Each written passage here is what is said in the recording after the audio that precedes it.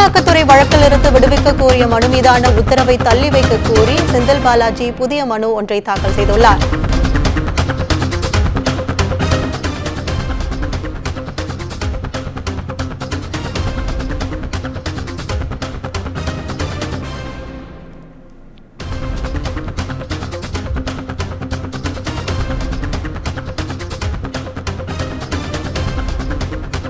தற்போது கிடைத்த அண்மை செய்தி, செந்தில் பாலாஜி தரப்பில் புதிய மனு ஒன்று தாக்கல் செய்யப்பட்டுள்ளது.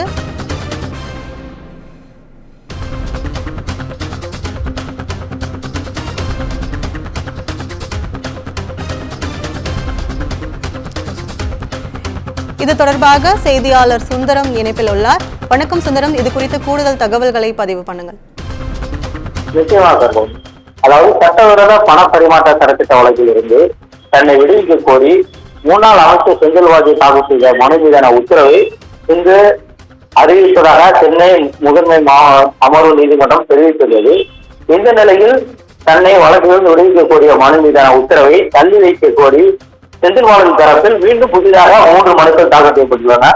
அதில் போக்குவரத்து துறையில் வேலை வாங்கி தருவதாக கூறி மோசடி செய்ததாக தொடரப்பட்டு சிறப்பு நீதிமன்றத்தில் நிலுவையில் உள்ள வழக்கின் விசாரணை முடியும் வரை அமலாக்கத்துறை வழக்கின் விசாரணையை தள்ளி வைக்க கோரிய மனுவை தள்ளுபடி செய்த உத்தரவை எதிர்த்து மேல்முறையீடு வழக்கின் விசாரணை சென்னை உயர்நீதிமன்றத்தில் ஜூன் 24 வர உள்ளதாகவும், வங்கி ஆவணங்களை கோரி தாக்கல் செய்த மனுக்களை தள்ளுபடி செய்தது தொடர்பாக சென்னை உயர்நீதிமன்றத்தில் மேல்முறையீடு செய்ய உள்ளதாலும் அமலாக்கத்துறை வழக்கில் இருந்து விடுவிக்க கோரிய மனுவின் தீர்ப்பினை தள்ளி வைக்க வேண்டும் என கோரப்பட்டுள்ளது. மேலும் நீதிமன்ற உத்தரவின்படி வழங்கப்பட்ட வங்கி ஆவணங்களில் வேறுபாடுகள் உள்ளதால் விடுபட்ட ஆவணங்களை வழங்கிட உத்தரவிட வேண்டும் எனவும் அந்த மனுவில் தெரிவிக்கப்படுகிறது. இந்த மனுக்களை விசாரித்த நீதிபதி அல்லி அமலாக்கத்துறை பதிலைக்கு உத்தரவிட்டு வழக்கின் விசாரணையை ஜூன் 25ஆம் தேதிக்கு ஒத்திவைத்துள்ளார். கூடுதல் தகவலுக்கு நன்றி சுந்தரம்.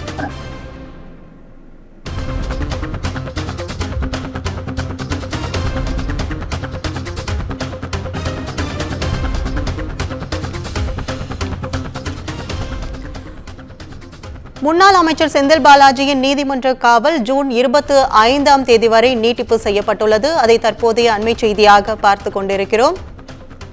முன்னாள் அமைச்சர் செந்தில் பாலாஜியின் காவல் 40வது முறையாக நீட்டிக்கப்பட்டுள்ளது குறிப்பிடத்தக்கது.